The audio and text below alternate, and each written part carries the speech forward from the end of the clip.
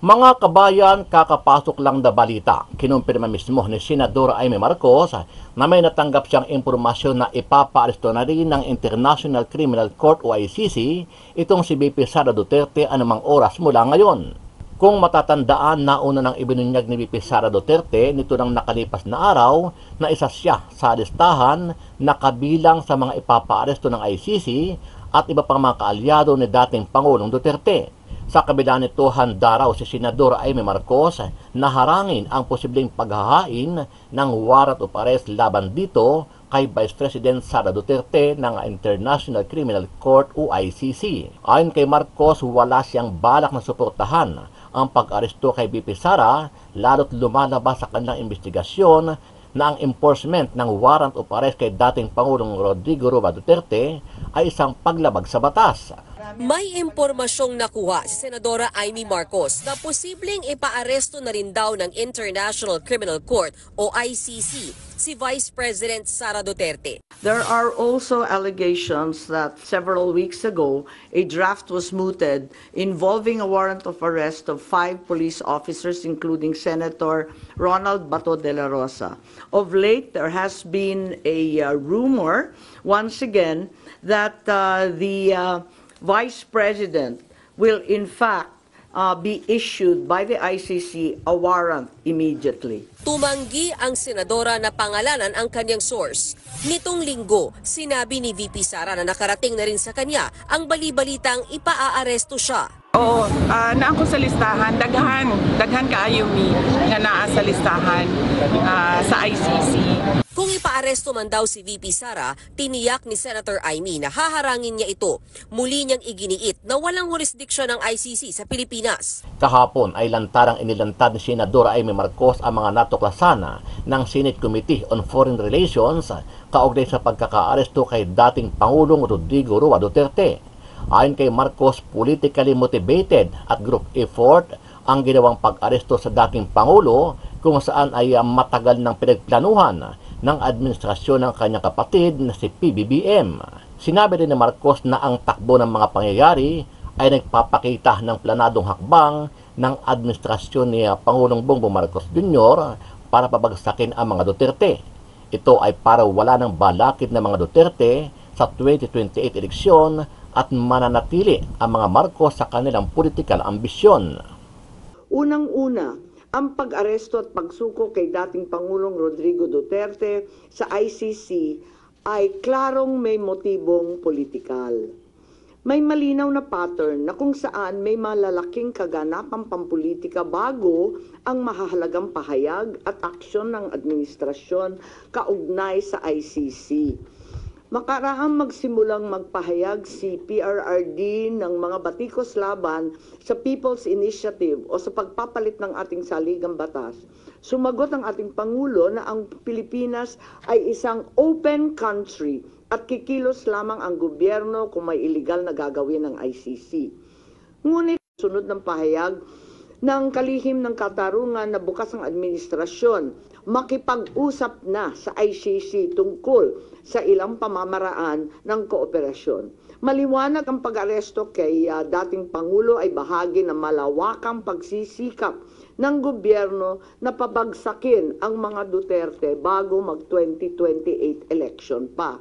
Samantala, iginiit ni Senadora Amy Marcos na may magkakaugnay na pagtatangkang pagtakpan ang mga detalye at motibo sa likod ng pag-aresto kay dating Pangulong Rodrigo Roa Duterte. Aniya, lumalabas na mayroong cover-up at komprehensibo ang planong pag-aresto kay Duterte. Isa pa aniyang indikasyon sa pagtatakip ng administrasyon ay ang blanket invocation ng executive privilege ni Executive Secretary Lucas Bersamin upang pagbawalan ang lahat ng opisyal ng ehekutibo na dumalo sa pagdinig ng kanyang komite. Ano ang masasabi mo dito, kabayan? Kung ikaw ang tatanungin, totoo kaya na may arrest warrant na rin itong si VP Sara Duterte galing sa ICC at nakahanda na itong SLB anumang oras base sa pahayag mismo ni VP Sara at Senadora Amy Marcos. Sama-sama nating panuorin ang buong video at pakicomment nyo po ang inyong mga reaksyon at sariling opinyon. Pero bago yan, sa mga hindi pa po nakasubscribe sa ating channel na Kabayan News PH, pakipindot po ang subscribe button at pakiclick na rin ang notification bell para lagi kayong updated sa mga bagong upload natin na legit at napapanahong balita. Maraming pong salamat. Kumpiyansa si dating Presidential Spokesperson Attorney Harry Roque na hindi mahaharang ng Department of Justice o DOJ ang kanyang asylum application sa the Netherlands. Ayon kay Roque, kung hindi nagawa ng DOJ na mapauwi si dating Congressman Arnie Teves mula sa Timor-Leste, ay mas mahirapan niya ito sa the Netherlands. Ni Roque, gagamitin niya ang bagong inihain sa kanyang kaso ng DOJ para patunayang may political persecution sa kanya sa Pilipinas. Tiniyak din naman ito na haharapin niya ang kasong qualified human trafficking na isinampa sa kanya ng DOJ. Ay magiging prueba pa na talaga namang merong unjust prosecution. Maraming salamat din sa kanila dahil ito nga yung mabuting pangyayari, wala nang kaduda-duda ngayon, magagrant ang aking asylum. Aminado si Senator Amy Marcos na nahihirapan siya sa kanyang kampanya dahil sa dala niyang apelyido. Hindi kasi lingid sa publiko ang pagiging malapit niya kay Vice President Sara Duterte na pangunahing oposisyon ng kapatid niyang si Pangulong Ferdinand Marcos Jr. Kamakailan ay biniro ni BP Sara ang senadora at sinabing magpalit na lang ito ng apelyido para makaiwas sa issue. Gayunman, sinabi ni Senator Amy na hindi anya ito kailangan. Sa palagay ko, hindi ako dapat magpalit kasi tapat ako sa turo ng aking ama. Okay. Isiniwalat naman ni Senator Amy Marcos ang plano ng administrasyon na buwagin ang mga Duterte. Bahagi ito ng mga natuklasan sa tatlong pagdinig na isinagawa ng Senate Committee on Foreign Relations. Ayon sa Senado, malinaw na batayan ang ginagawa ng administrasyon laban kay dating Pangulong Rodrigo Duterte at Vice President Sara Duterte para harangin ang pagbabalik ng mga ito sa pwesto sa susunod na national election. Sumalit mismo si Pangulong Ferdinand Marcos Jr. ang bumuwelta sa pahayag ng kapatid. Maliwanag ang pag-aresto kay dating Pangulo ay bahagi ng malawakang pagsisikap ng gobyerno na pabagsakin ang mga Duterte bago mag-2028 election pa. Everyone's entitled to their opinion. I disagree.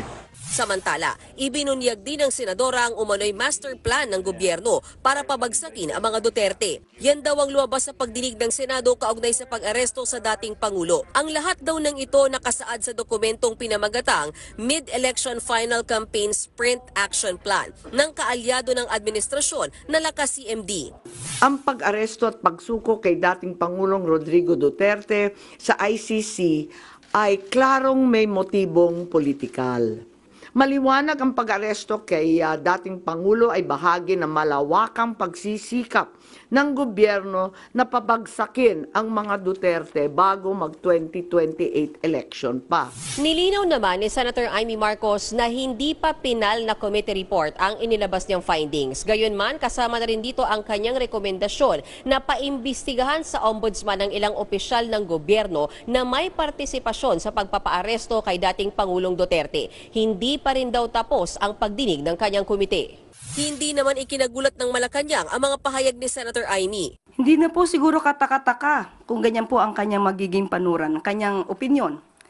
Bago pa naman po siguro nag-hearing ay makikita na po natin kung saan ba ang gawi ni Senator Amy Marcos. Of course, ang palasyo dinideny kung ano man ang kanyang opinyon.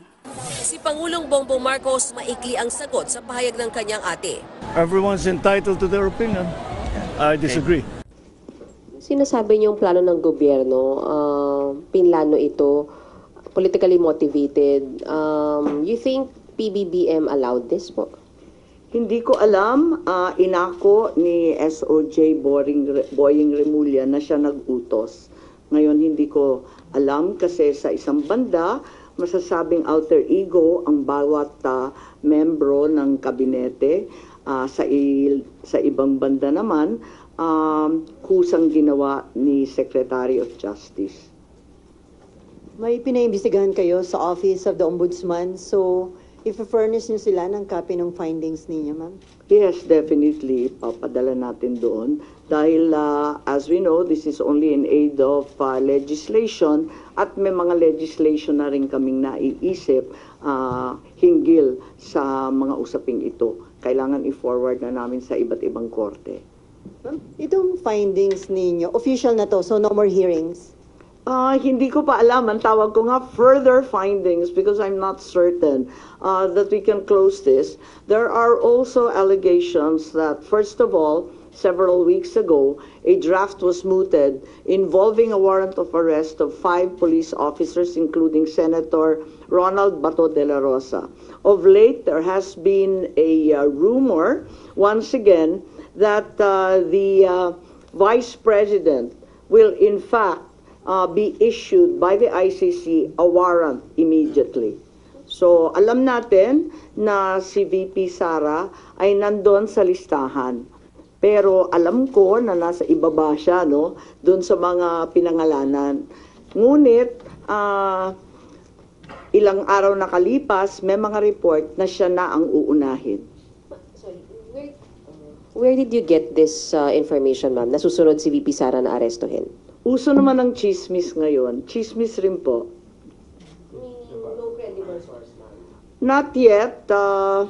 A few incredible sources, but nevertheless, we have to pay heed. And let me make it clear, I will oppose that warrant with everything I have. Foremost, the administration has said time and time again through the President himself that the ICC has no jurisdiction in the Philippines. Therefore, any warrant of arrest by the ICC cannot be enforced in this country for lack of jurisdiction. It is nothing, that warrant from the ICC, but a mere scrap of paper. Walang bale yun. In addition, there's no basis for the Philippine government to cooperate with the Interpol in enforcing an ICC warrant. The mere fact that a void warrant is transmitted through Interpol does not make it less void, does not make it valid. At ikatlo, as the hearings have established, the circumstances surrounding the investigations of the ICC in this country, the incidents leading to the issuance of these ICC warrants, and the enforcement of such warrants are politically motivated and really are in violation of Article 3 of the Constitution of the Interpol itself, which prohibits the Interpol from participating in any intervention or activity of a political character.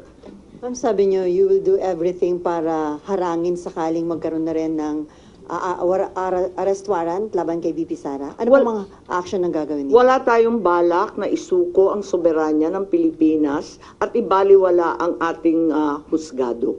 So hindi baka maireklamo kayo ng obstruction of justice just in case? Hindi ko po alam.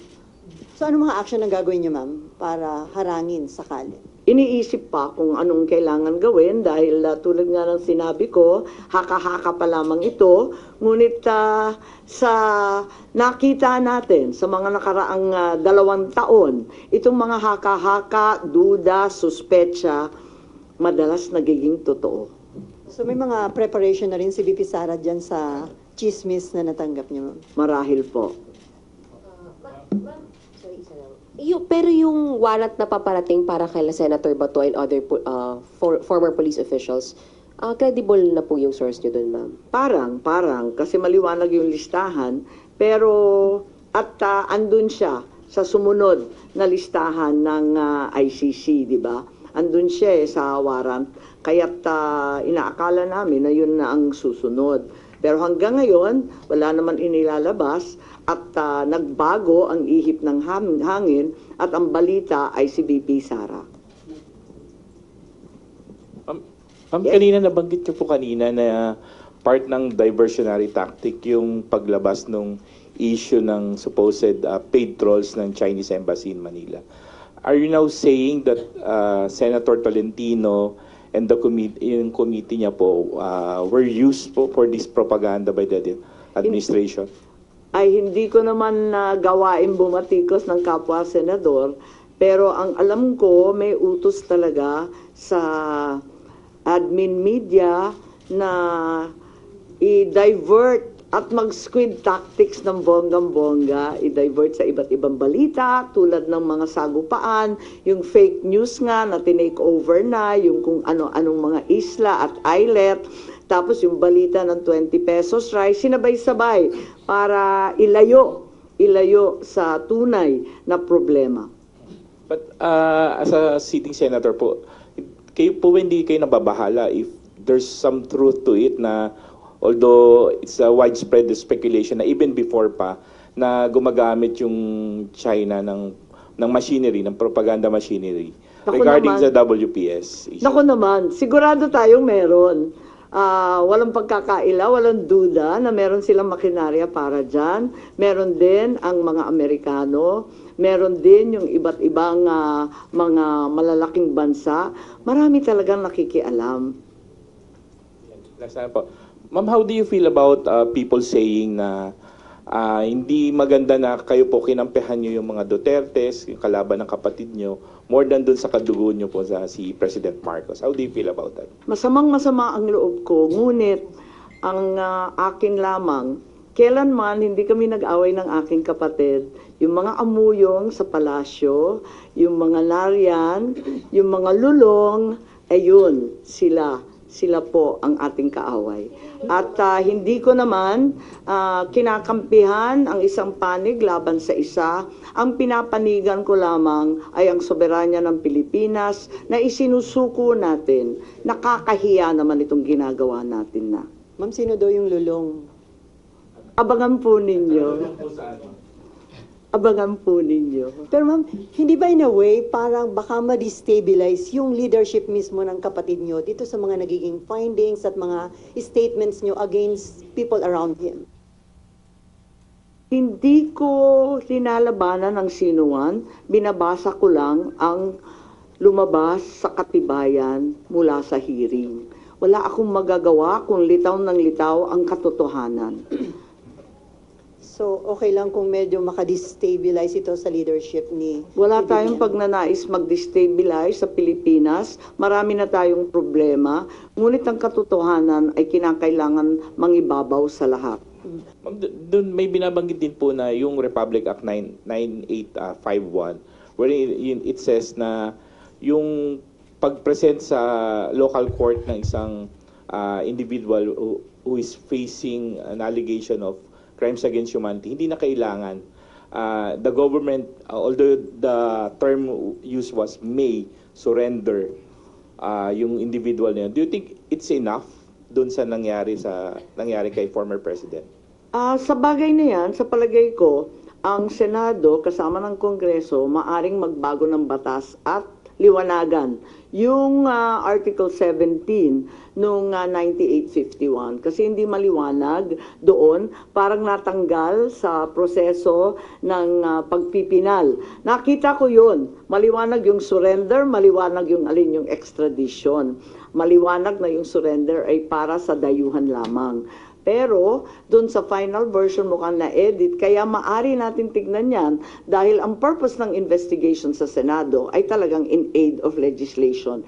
Isa na yon na kinakailangan tignan.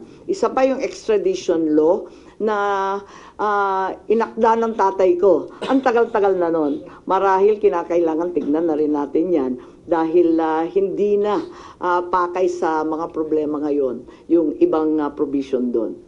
Since it's not yet amended yung binanggit niyo po na Section 17, that's still existing. Hindi po ba enough to justify what happened during yung March 11 arrest? Kapag hindi maliwanag ang isang bagay, binabalikan yung debate sa Senado, yung transcript at saka yung contextual analysis ng mga pahayag ng ipinasa, rinipaso yan. At maliwanag dun sa original na talagang yung surrender ay para sa dayuhan lamang.